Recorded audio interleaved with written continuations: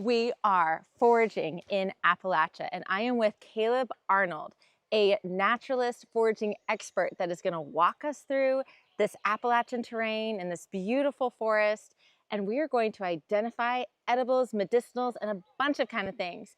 Probably a lot of content that we're going to have to span across multiple episodes. You don't want to miss it. Make sure to hit that subscribe button for health and homesteading content and for today's foraging content. And check out those YouTube memberships for more one-on-one support. Let's dig in. Before we get started, make sure you are with a trained expert or you know what you're doing before you pick and consume anything, right? It's a good idea. The species here.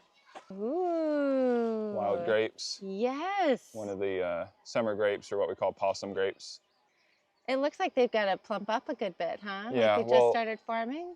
So the only species of grape I know that I'm going to eat right off the vine is a muscadine, and muscadines are large grapes on small clusters, and these are going to be small grapes on, more heavily populated clusters.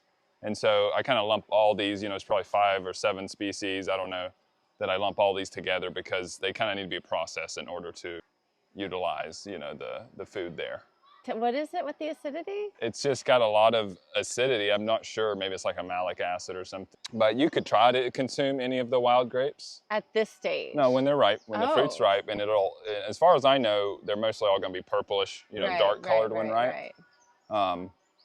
But if you just are popping them in your mouth raw, they get real acidic. They'll kind of burn your throat. And so the processing has to do, and I've not done this a lot because I've mainly focused on the muscadines at our place. But it would be getting the juice, and I believe it has to do with separating the, like kind of pouring off the layers that separate. You're going to pour off that acidic, grimy layer, and you're going to be left with a pure juice that's very reminiscent of a commercial grape juice. Yeah. So so you obviously wait until they're purple and soft and squishy? Yeah, I mean, just basically like your grape you would buy in the store, you would use all the same indicators. It'll be the heat of summer, really set in before they get ripe. This is nice. It's catching a lot of sunlight at the edge of the forest. Normally these things are way high up in the trees and you wouldn't be able to access them unless something falls over or you're just in a really ideal environment. You see them down low enough a lot by rivers. One of the species is known as like riverbank grapes. So yeah, and the grape leaves themselves can be used, as most grape leaves are, wraps and foods, though I've not found it made me want to use these a whole bunch. They're kind of strong in taste, maybe season dependent there.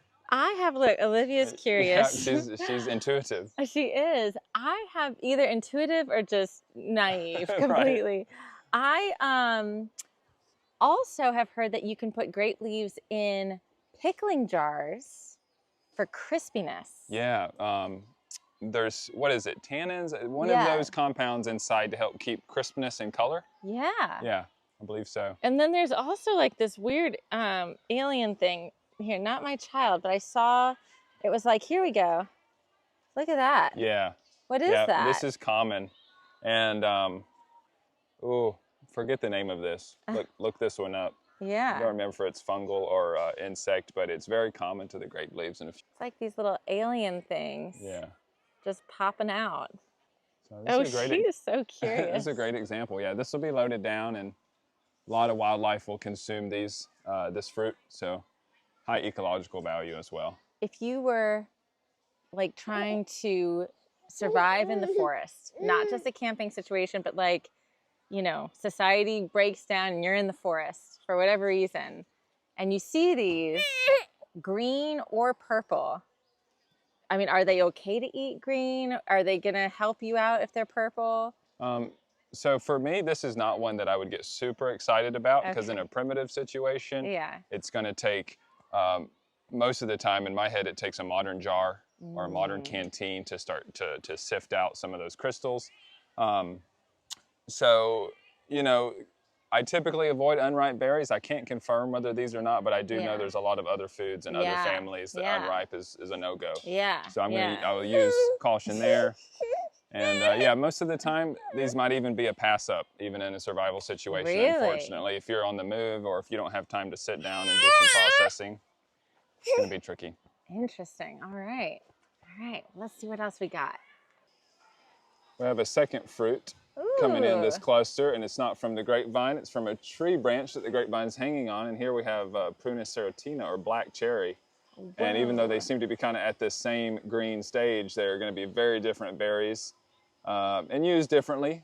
The Prunus serotina, the black cherry, is edible, but the pit or the seeds you wouldn't want to eat just as normal cherries.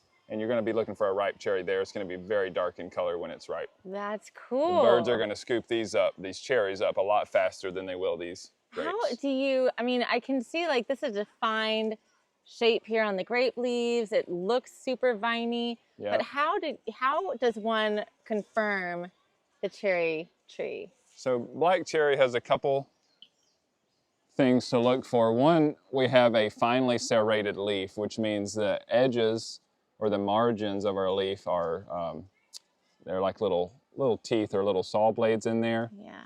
Also, if we get a closer look at the bark is quite particular. It's a little hard to tell on a branch this small, but a lot of trees have these kind of striations that run vertical, and the black cherry has this kind of wrapping notion of striations that kind of go horizontal. And so that's one of the things I look for. The larger bark of the trunk will be flaky, but if you find the fresh growth or the medium growth, you'll see the spiraling on the bark. But then most importantly, I use my nose to tell if this is a black cherry tree. For surefire identification, I'm going to take a small twig, Right. and I'm going to scrape it right here with my thumbnail. And this is damaging the tree, but I reveal the inner bark or the cambium layer. It's the green inner layer. And this is good that it's green. It means it's living. See if you get anything. I can start to smell it.